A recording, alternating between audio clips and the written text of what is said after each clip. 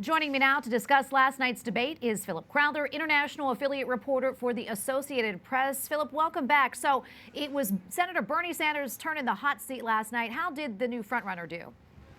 Well, it was a tough one for him because this was the very first time that he was literally center stage here in Charleston. He is now the front runner for the nomination of the Democratic Party, and that, of course, leads to attacks from all sides. This debate yesterday at times was so loud that we couldn't really make out who was attacking whom. Speaking of loud, by the way, they're deconstructing a stage here behind us, so you might hear some of that construction noise. But those attacks on Bernie Sanders, as I said, came from all sides. First of all, for example, from Senator Elizabeth Warren. She says that Bernie Sanders might be a progressive, but that his ideas are not realistic. She is the one who can actually turn those ideas into policy as president. But then there are also the many moderates on stage who are essentially taking votes away from each other right now, all of them attacking Senator Bernie Sanders, the likes of former New York Mayor Mike Bloomberg, former South Bend, Indiana Mayor Pete Buttigieg, and of course former Vice President Joe Biden, all of them going after Bernie Sanders because of that newfound status as the front runner for the nomination in the Democratic Party.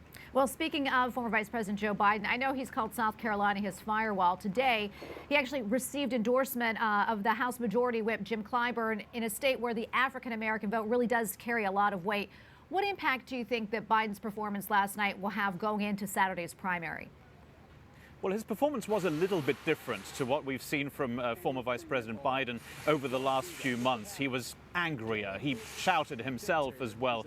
It may be because he's feeling the pressure. He has said that he needs to win South Carolina. If not, if he doesn't win on Saturday, then the pressure on him to drop out of the race will be pretty big indeed. That endorsement, by the way, from Jim Clyburn, that's a really big deal for the former vice president, and he is certainly making the most of it today because it precisely is about what he needs here in South Carolina. The African-American vote, this is the very first state, the first in the South that votes with a very large African-American population. Joe Biden traditionally has their support, and he is banking on keeping their support here and making that into a victory for him on Saturday. Again, if it doesn't work out for Joe Biden here in the South Carolina primary on Saturday, it might be curtains for him. It might be time for him to leave the race altogether.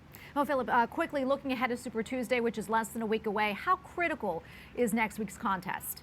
Well, let's put it this way. We had 7 people on stage, 7 candidates yesterday here in the debate in Charleston. The next one isn't until after Super Tuesday.